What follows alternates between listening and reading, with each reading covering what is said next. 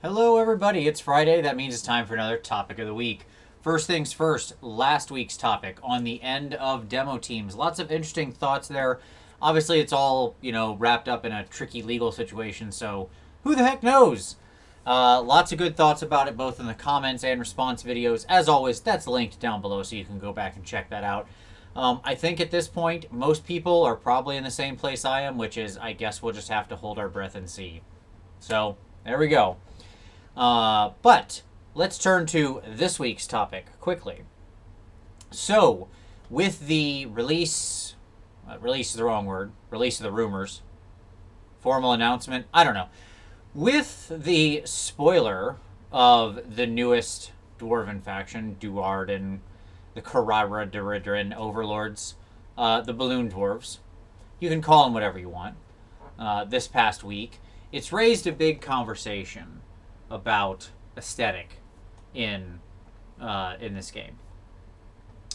And so, one of the things that's interesting to me is that this faction, this army, very clearly has a strong steampunk aesthetic.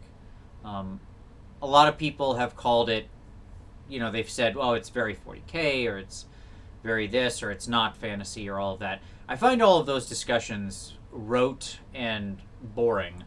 And let me see if I can explain why. Because if you think that it is that thing, then you're right. If you think it's not that thing, then you are also somehow simultaneously right. Because you're talking about your sense of personal aesthetic.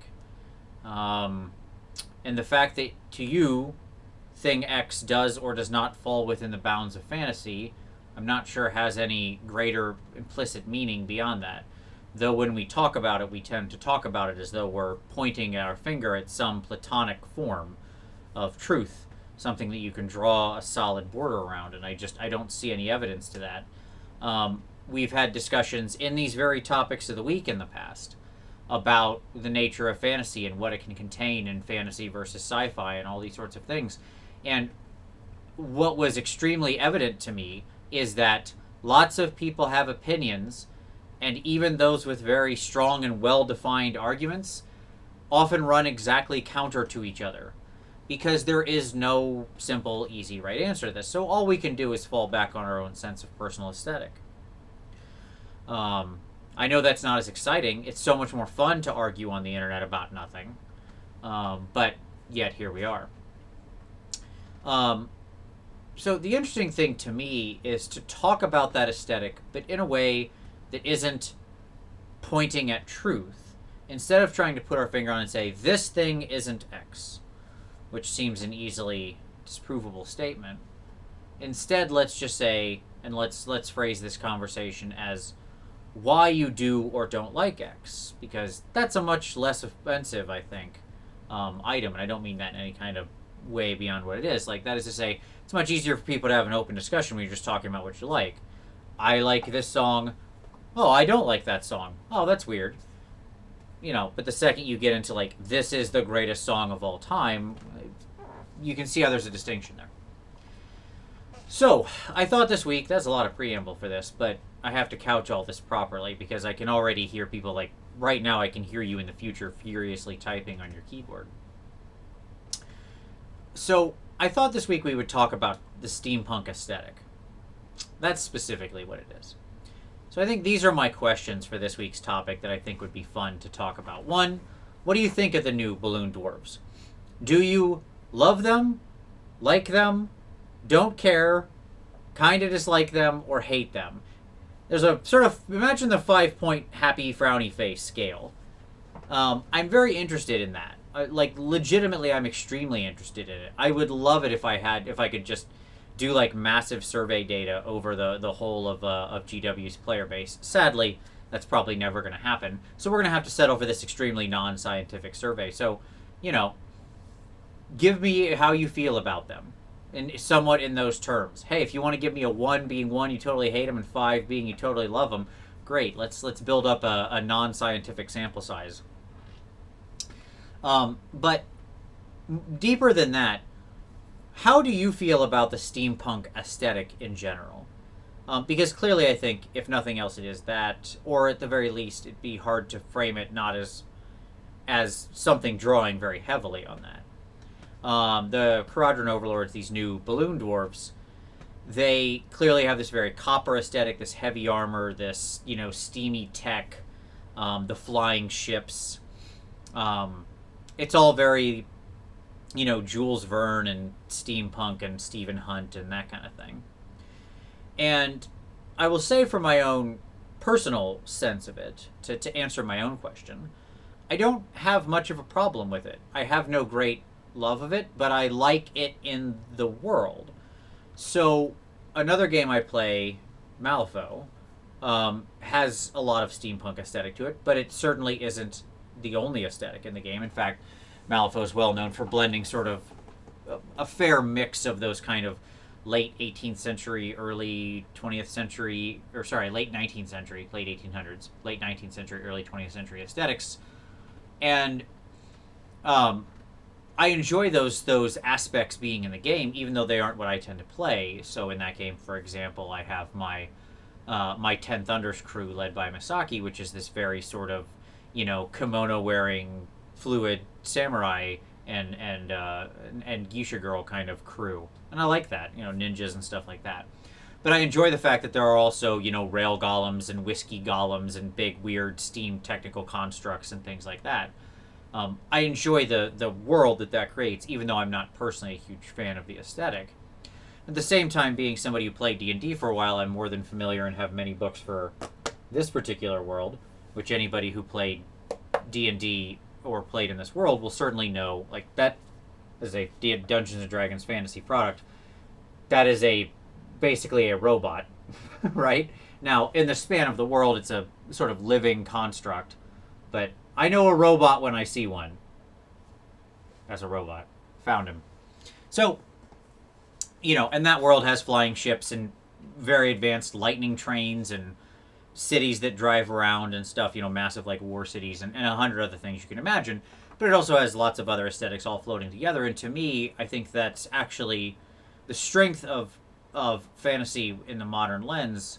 That is to say, and what a lot of people are doing with it, not to draw those hard lines, but that there are a lot of people pushing things around and mashing things up and just putting a lot of different ideas together. And to me, that does resonate because with one of the things that I've heard people say is that there's something about these dwarves, that's sort of a betrayal of Warhammer history. And not in those exact words, but that's what people are trying to point at. I find that to be wrong. And let me see if I can explain why. That is a victim of... that opinion is being evinced as a victim of the circumstance and the time in which you came to experience the thing. Okay? Because it makes the Warhammerness into a platonic form, when in fact it's been very fluid over time.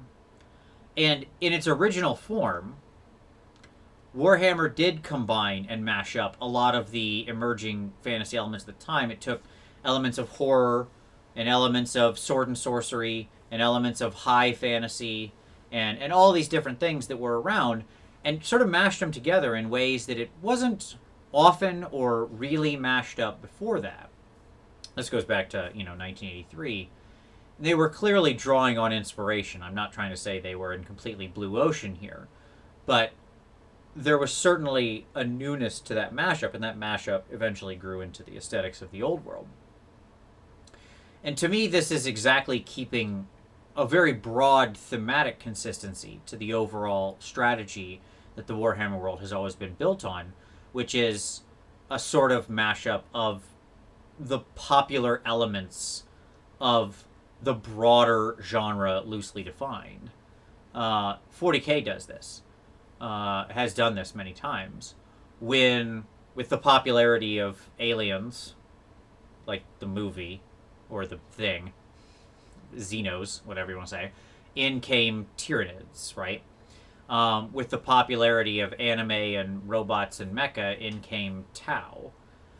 And, not all these things were necessarily rightly timed, but at a certain point they kind of permeated the culture and were absorbed into this sort of melting pot of the broader game. And I think that that's much the same thing here. You know, in 1983, or throughout the 80s and 90s, steampunk was certainly a thing, but it didn't have the level of resonance that I think it has now. So, to me, I think that that's aligned. So, there's my own answer. That was long and rambly, but hopefully not super duper boring. It was a little boring, but hopefully not much. So, that's what I want to know. What do you think of the Overlords? What do you think of steampunk in general as an aesthetic? And let's do a fun one here to close it out.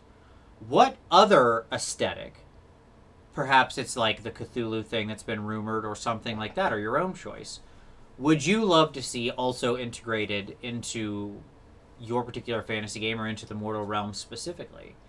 Because the sort of world of choices is quite broad now. There's a lot of people doing a lot of great work in all these different kinds of fictions, fantasy and science fiction.